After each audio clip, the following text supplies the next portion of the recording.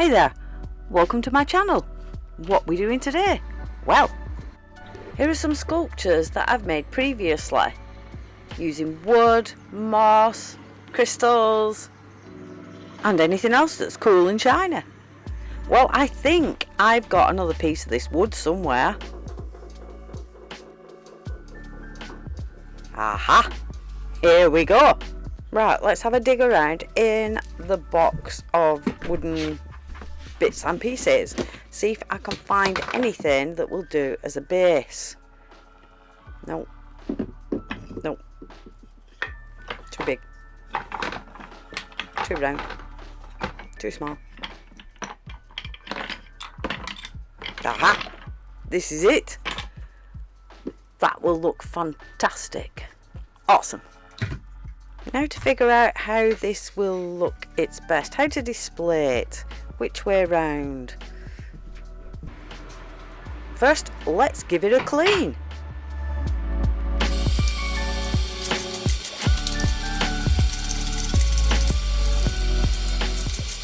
It is quite dusty, so I wanted to give it a bit of a scrub and then pop it outside to dry. Right, now it's all dry, we'll have to see how we can figure this out. Look at this, he's stealing me brew. I only put it down for a minute. Does your dog do this? Or is it just northern dogs that like a brew? Time to get the Dremel out now and give it a good clean. Make some of these cracks look a bit more artistic.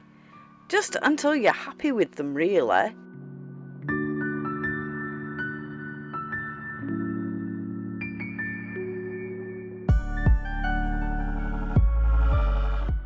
These are some wood carving drill bits that I got off Amazon, I think, but they're actually quite impressive, to be honest. Right, I went ahead and decided how I want it elevating and where I need to put my holes. Now it's a bit of epoxy glue.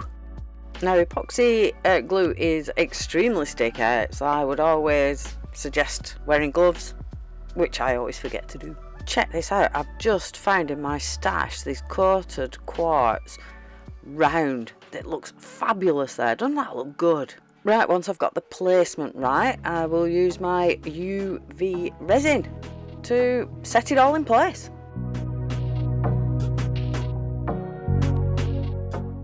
Here I've mixed up some UV resin with some crushed quartz just to add around the base to hide any glue lines.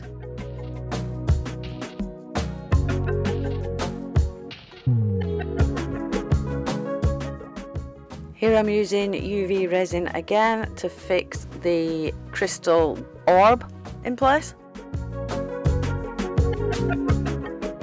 And now the fun bit with the reindeer moss. This is what brings it to life. This is what makes it pop. I've had quite a lot of experience with this moss, and what I would suggest is spend the time first having a look, putting pieces on, taking pieces off, deciding which looks good and which doesn't.